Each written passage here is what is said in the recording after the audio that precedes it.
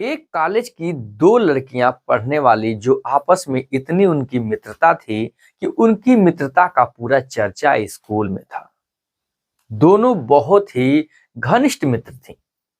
एक दिन उसकी जो सहेली होती है वो बहुत उदास बैठी थी। दूसरी वाली सहेली कहती है, यार क्या तुझे हुआ, तू क्यों इतना उदास है। वो उठकर तुरंत कॉलेज से बाहर चली जाती, जाकर कैंपस में बैठ जाती है। उसकी सहेली भी पहुंचकर वहां उससे उसके दुख के बारे में पूछने लगती है। वो अपना दुख इस तरह बताती है जो सुनकर दूसरी सहेली की आंखों से आंसू आने लगते हैं। वो बताती है कि मेरे पिता के मरे हुए 1 साल हो गए। मेरी माँ झाड़ू पोछा बर्तन करके हम 3 बहनों को किसी तरह पाला पोसा। मुझे एक लड़के ने प्यार के झांसे में पालकर जो है कि प्रेग्नेंट करके मुझे छोड़ दिया और मुझसे शादी भी नहीं किया। मैं समाज में मुंह दिखाने के लायक नहीं हूँ। हम लोगों ने अपना घर बेचकर किराए के रूम में किसी प्रकार से जीवन जी रही हूँ। दोस्तों इतना सुनती है उसकी सहेली, उसकी आंखों से आंसू बह रहे थे, उसको पूछती है। उसके बाद उसकी दूसरी सहेली कहती, यार मैं भी परेशान हूँ अपने भाई से। मेरा एक ऐसा भाई है जो नई नई लड़कियों का शौक रखता है। रोज हर आए दिन एक नई नई लड़कियों को अपने जाल में फांसता है, उसके ऊपर पैसे बर्बाद करता है, अय्याशी करता है। और लोग गांव मोहल्ले के कहते हैं, देख वो उसकी बहन जा रही है। बहुत शर्मिंदगी महसूस होती है। मेरी माँ भी पैसे कमाती है, 40-50 हज़ार रुपए नौकरी करती है। मेरा पिता भी नौकरी करते हैं। मेरे घर में पैसों की रुपए की कोई कमी नहीं है, लेकिन मेरा भाई वो सब कुछ लुटाता रहता है। यहाँ तक कि इतनी बदनामी होती है कि यार मैं तुझे क्या बताऊं। दूसरी सहेली कहती है कि ऐसी बात है तो क्यों ना उसकी शादी करा दे रही हो। वो कहती है दूसरी वाली सहेली, यार मेरा भाई जो है वो किसी के पल्लू में बंद कर नहीं रहना चाहता। वो किसी से शादी करने के लिए तैयार ही नहीं है। फिर कहती है कि अरे ऐसी कोई बात है तो उसे किसी लड़की से सेटिंग करा दो, जिससे कि वो उसके प्यार के जाल में फंस जाए और धीरे धीरे उसका भी काम चलता रहे और उसका भी काम चलता रहे। इतना जब सुनती है वो लड़की तो अपने ही फ्रेंड को बलि का बकरा बनाने के लिए सोच लेती है। दोस्तों वो सोच लेती है कि क्यों ना इसी की सेटिंग, अपनी सहेली की सेटिंग अपने भाई से करा दूं, जिससे मेरी सहेली का भी काम चलता रहे, मेरे भाई का भी काम चलता रहे और बदनामी भी ना हो। दोस्तों इसी फिराक में वो ऐसी एक षड्यंत्र रचती है, ऐसे कहानी का अंजाम देती है जिससे पूरे परिवार में हड़कंप मच जाता है और पूरे परिवार में हाहाकार मच जाता है कि मैंने ये कैसी भूल कर। दोस्तों इस कहानी में सब कुछ कवर करेंगे और जानेंगे पूरी सच्चाई को अंतिम तह तक। उससे पहले आपसे छोटी सी रिक्वेस्ट है, चैनल पर नया है तो चैनल को सब्सक्राइब कर लीजिएगा। वीडियो हमारी अच्छी लगे तो कमेंट बॉक्स में अपनी राय लिखकर बताइए। दोस्तों ये कहानी है उत्तर प्रदेश के गाजियाबाद शहर की, जहां पर एक पूजा नाम की लड़की रहती है। पूजा अपने माता पिता की इकलौती लड़की थी। उसका भाई एक मोंटी था। रुपए पैसों की कोई कमी नहीं थी। माँ भी नौकरी कर रही थी, पिता भी नौकरी कर रहा था। उसकी एक मुंह बोली जो थी कि सहेली थी जो उसके कॉलेज में पढ़ती थी, जिसका नाम सुमन था। सुमन बहुत ही नेक दिल इंसान थी। दोस्तों दिखने में वो नहीं लगती थी, लेकिन वो एक बच्चे की माँ थी। ये लोग ग्रेजुएशन कंप्लीट करते लास्ट ईयर में थे और सब कुछ अच्छे से चल रहा था। एक दिन उसकी जो सहेली होती है वो बहुत उखड़ी उखड़ी सी थी, बहुत उदास थी। वो जब अपने दिल की बात कुछ नहीं कह पा रही थी तो उसकी आंखों से आंसू आने लगे। उसकी सहेली पूछती है, पूजा यार क्या हुआ, सुमन क्यों तुम रो रही हो। वो उठकर तुरंत कैंपस में जाकर बैठ जाती है, लाइब्रेरी जहां पर था वहां पर। और फिर पूजा भी वहां पर जाकर उससे अपनी तकलीफें अगर पूछने लगती है तो सुमन जो अपनी तकलीफ बताती है सुनकर पूजा के भी आंस आ जाते हैं। कहती है, यार किस्मत की अपनी अपनी खेल, देख तेरे साथ कितना बड़ा अन्याय हुआ। क्योंकि उसकी कहानी ही कुछ ऐसी थी जो सुनकर आपके भी क्यों ना रोंगटे खड़े हो जाए।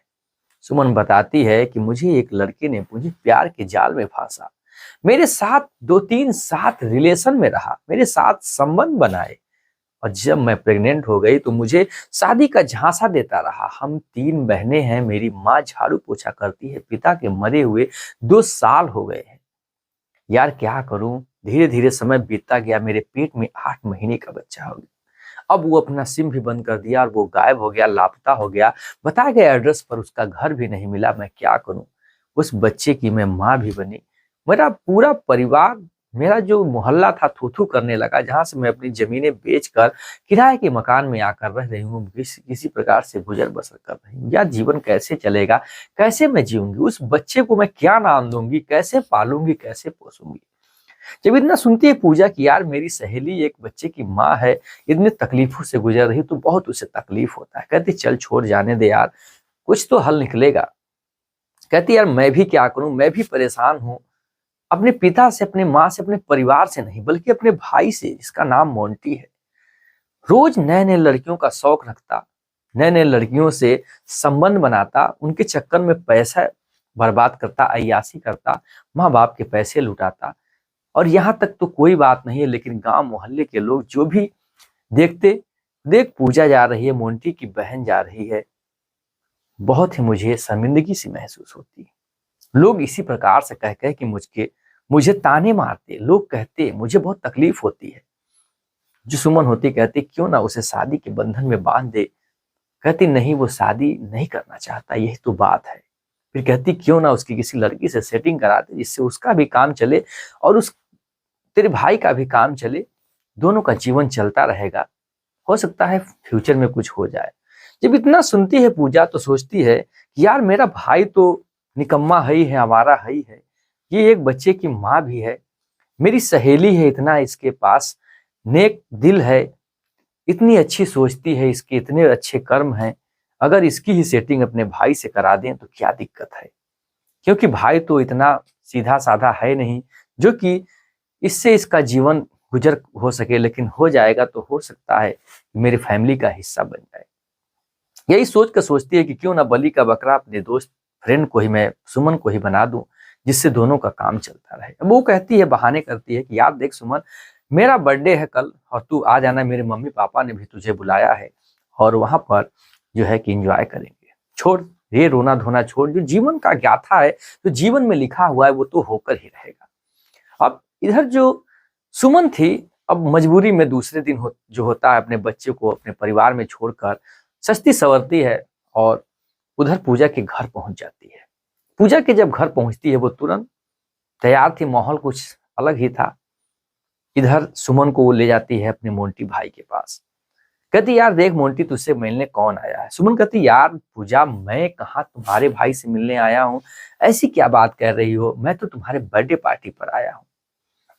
अब वो सुनकर हर सोच में पड़ जाती है कि यार ऐसा पूजा क्यों कह रही है।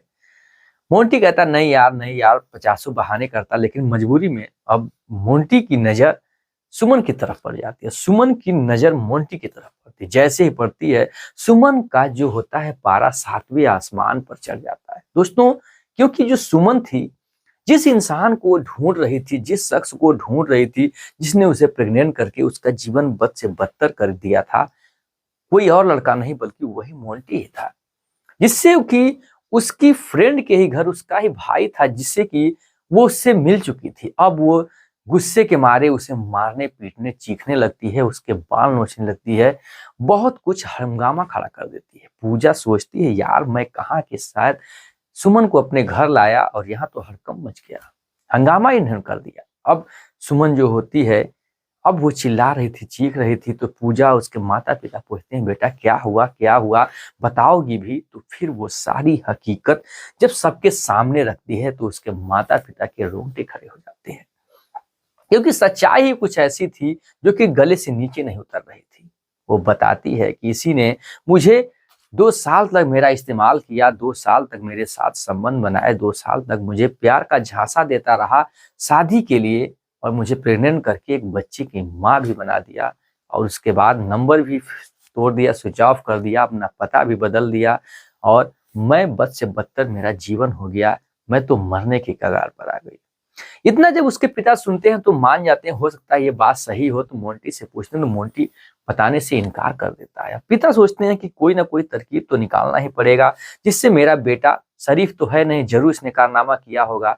कहता बेटा देखो सुमन, ऐसे तो कहानी गुजरेगी नहीं, ऐसा करो तुम जो है कि फोन करो पुलिस स्टेशन, पुलिस बुलाओ, जिससे दूध का दूध और पानी का पानी हो जाएगा।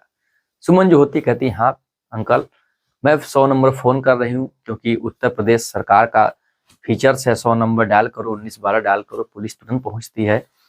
तो फोन निकालने लगती है बुलाने के लिए पुलिस। तभी मोंटी जो होता है हाथ जोड़ लेता है, कहता है पापा मुझे माफ कर दो, ये जो बता रही है ये बात सही है, मैंने गलती की है। पिता जो होता है तुरंत उठता है, उसके कानों के नीचे 3-4 झापड़ लगाता है, अपने बेटे को मारता पीटता है, गाली गलौज भी देता है और कहता है बेटा, इज्जत से अपनी बहू को बैठाता है, उसे बहू के रूप में स्वीकार तो पिता कर ही लेता है, क्योंकि उसके बेटे ने ऐसी गलती की थी। पिता सोचता है कि चलो ऐसे नहीं तो वैसे किसी प्रकार से मेरे घर में बहू आई, ये यही उसे सुधार ले, क्योंकि ये तो शादी करना नहीं चाहता है।